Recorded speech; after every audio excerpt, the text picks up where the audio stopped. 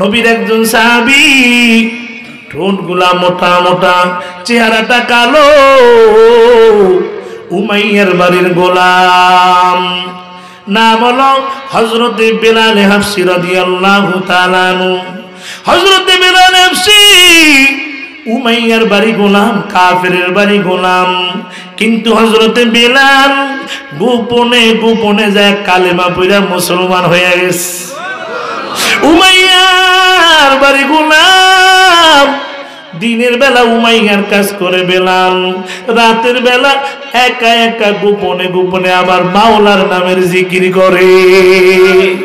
Umayya একদিন রাতের বেলা পরিদর্শনে বের হয়ে গেল, যাইতে যাইতে বেলালের রুমের সামনে গেল, যায় উমাইয়া শুনে বেলালের জবানে আমার আল্লাহর জিকির পাওয়া যায়।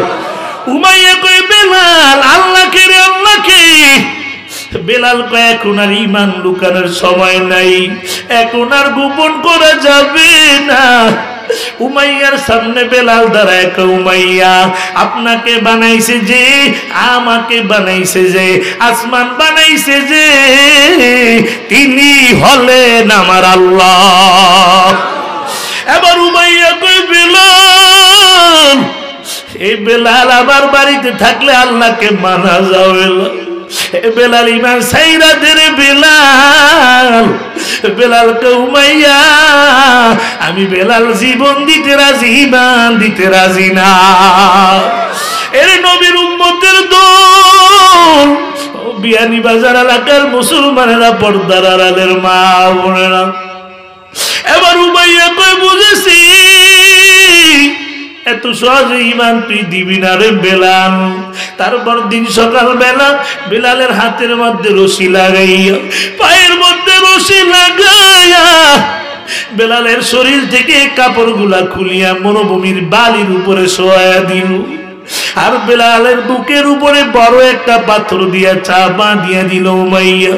বেলাল বলে, পাথরের এত ওজন, আমি বেলাল ডানও নড়তে পারি না, বাবু নড়তে পারি না। বেলাল পানি পানি কইয়া কাঁদে। বেঈমানের আবার বেলালের পানি দেয় না রে বাবা। কই ইমান সাইরা দে, পানি দিব, ইমান না ছাড়লে তোকে পানিও দিব না। ওই বেলাল বলে, মরুভূমির পানি যখন গরম হইতে হইতে একেবারে উত্তপ্ত হয়ে গেল, আমি তাকে দেখি আমার পিঠের মধ্যে এত বড় বড় ঠোসকা পড়িয়া গেল। আমি তাকে দেখি আমার পানিগুলো বাইর হয়ে যায়। বেলাল একটা পর্যায়ে বেহুশ হয়ে গেল রে বাবা। বিকাল বেলা উমাইয়া বেলালের খবর নেওয়ার জন্য যখন আবার গেলেন, যা দেখে বেলাল বেহুশ, কিন্তু বেলালের ঠোঁট দুইটা নড়ে রে বাবা। উমাইয়া কয়, বেলাল বুঝি ইমান ছেড়ে দিছে, এখন বুঝি আমার কাছে ক্ষমা চায়। উমাইয়া বেলালের ঠোঁটের সাথে কানটা যখন লাগাইলো, এবার দেখে উমাইয়া আমার বেলালের জবানে আমার মাওলার নামের জিকিরের আওয়াজ। এ নবীর উম্মতের দল। এবার উমাইয়া কয়, বেলাল ঈমান কি ছাড়বি না? কয়, না রে উমাইয়া না, আমি বেলাল জীবন দিতে রাজি, কিন্তু ঈমান দিতে রাজি না। উমাইয়া কয়, বুঝেছি, এত সহজে বুঝি ঈমান তুমি দিবা না। উমাইয়া কিছু যুবক পাড়া করে আনলেন, যুবকদের হাতের মধ্যে এক একটা চাবুক দিয়া অর্ডার দিয়া দিল বেলালের মারার জন্য।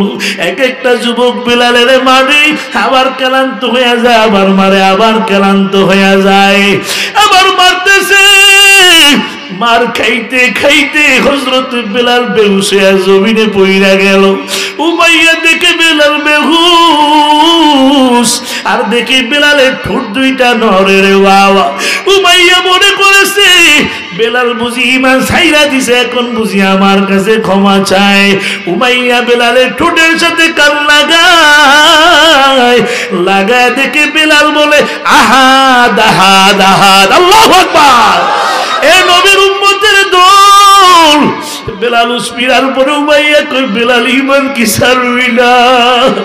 এবার বেলাল কয় উমাইয়া আমি বেলাল জীবন দিতে রাজি ঈমান দিতে রাজি না আমার যদি মারিয়া ফেলাও তারপরে আমি ঈমান দিব না উমাইয়া কয় বুঝেছি এত সহজে তুই ঈমান দিবি না রে বেলাল উমাইয়া কি করলেন একটা ঘোড়া ভাড়া করে আনলেন ঘোড়ার পায়ের সাথে রশি লাগায়া বেলালের হাতে রশি দিয়া বাইদা দিলেন এই ঘোড়াটা মক্কার অলিতে গলিতে ঘুরায় আর বেলাল হেসরাইতে হেসরাইতে যায় বেলাল বলে আমি তাকে দেখি আমার হাতের চামড়া গুলা নাই আমি তাকে দেখি আমার পিঠের চামড়া গুলা নাই হযরতে আবু বকর রাদিয়াল্লাহু তাআলা আনহু উমাইয়ার বাড়ির পাশ দিয়ে রওনা আর দেখে বেলালের এত কষ্ট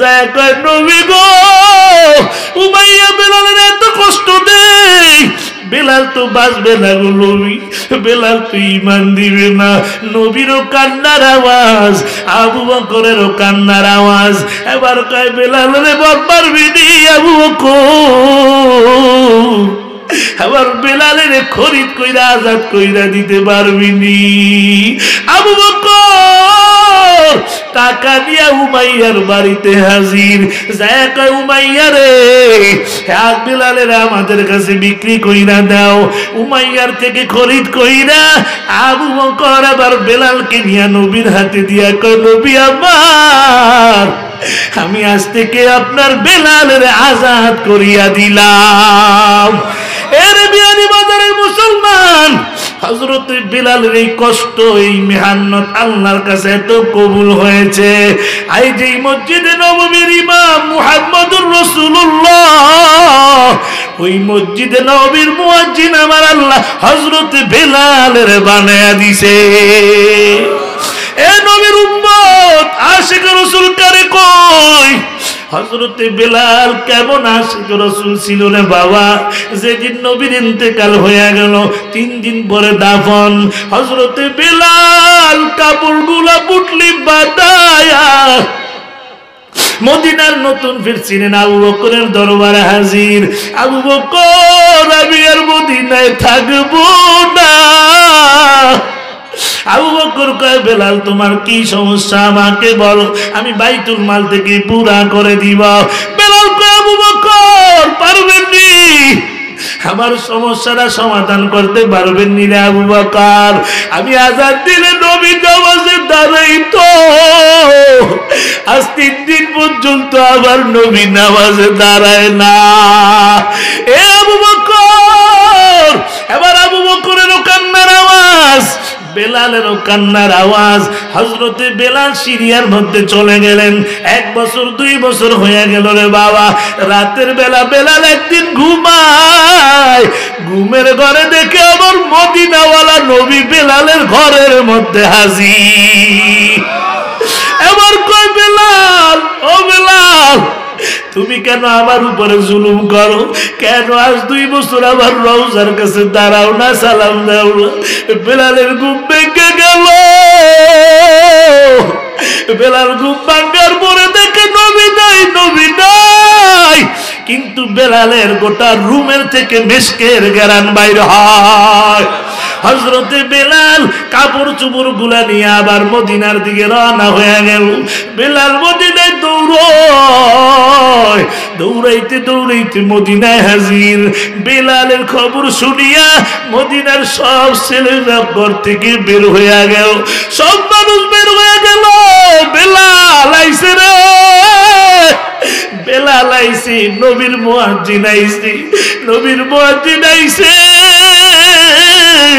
আবার বুঝিব নবীও মদিনায় আসবে সবাই কয় বেলাল আজান দাও বেলাল কয় না আমি আজান দিব না আমার আজান যে শুনবে তিনি নাই সবাই কয় বেলাল একটু আজান দি কত বছর হয়ে গেল তোমার জবানে আজান শুনি না হাসান হুসাইন রাদিয়াল্লাহু তাআলা আনহুমা নবীর দৌড়ে কয় নবীর ওই নবীর বেলালের কয় বেলাল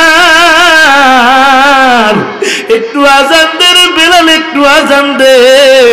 হযরত বেলাল আজান দিতে দাঁড়াইলেন, আশহাদু আন্না মুহাম্মাদুর রাসূলুল্লাহ বলতে দেরি আশিক রাসূল বেলাল বেহুশ হয়ে জমিনের মধ্যে পড়ে গেলেন। ওগো নবীর